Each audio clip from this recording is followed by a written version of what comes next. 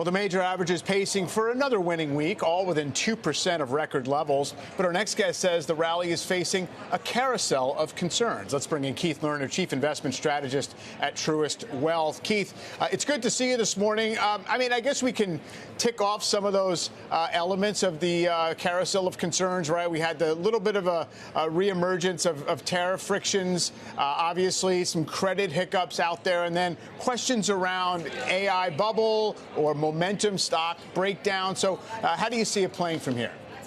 Yeah, well, first, great to be with you. And you just listed off, there's so many narratives this year that have been shifting from week to week. And, in our view, the most important factor, the North Star of this bull market still remains profits. And as I looked this morning, as we've been kind of churning here recently, we are still seeing forward earning estimates move higher for the overall market. We're seeing that also broaden out as well. So I do think after, one of the strongest 6-month rallies we've seen in history, some churning is actually probably a good thing. Mike, what we're not seeing is really strong selling either. So, we can correct in time or price, and the S&P has been moving sideways more or less for about a month now, the equal weight index for about 2 months. I think that actually sets us up well later on for a year-end rally. But again, I think the main picture that we don't want to, forget about is profit.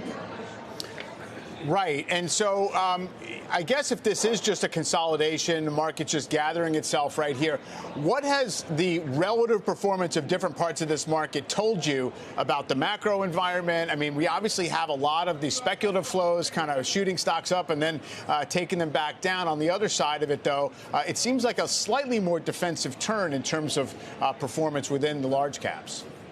Yeah, no doubt. I mean, we've seen some better activity recently from some of the defensives like healthcare, utilities up until more recently, gold before recently. So I think there's these kind of competing narratives in general. Like on one side, you see these pockets of froth. On the other side, the last 2 weeks, we've seen the weekly sentiment data show more bears than bulls. So it's far from euphoria. Most questions I'm getting, Mike, is, are we in a bubble? So I think in some ways that's probably a good sign.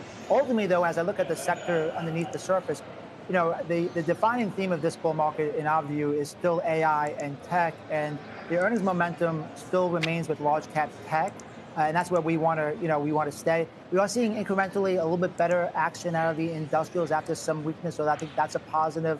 And even like the Mag 7, what's interesting is you get a hit on one stock, but what you're seeing is money not leaving the market. It's just rotating to the other Mag 7s, as well. I want to ask you about the commodities complex. You've got crude surging today, gold up as well. What kind of role do those play in a portfolio right now? Yeah, so it is interesting as far as with this recent news around Russia. We're seeing oil prices up. We've actually been more negative on oil overall, the energy side. We've been more positive on gold all this year. That said, last week we did come out and say the risk reward was less compelling. We know when things kind of go parabolic, a little bit of bad news can go a long way. With gold, it became the most stretched to the upside relative to its trend since 2006. So we still like it structurally. We still have a place. It still has a place in a portfolio.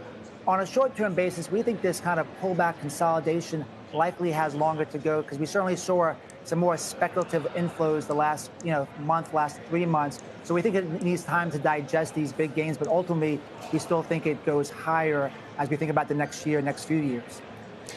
Keith, we get the CPI tomorrow on a delayed basis. Obviously, the market has a rate cut next week completely baked in, probably another one after that.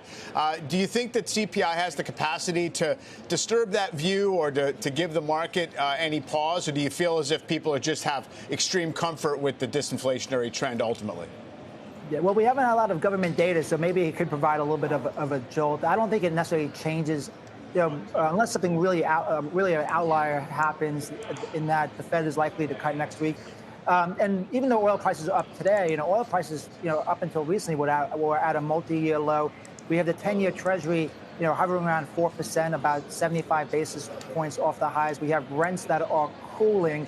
So you put that all together, yes, we might see an uptick in inflation because of the tariffs, but these other factors, I think, offset that. And we are also seeing some weaker job numbers, or at least, the last time we had the job numbers as well. So to your point, it could provide a short-term move. I don't think it's a game changer for the overall market at this point.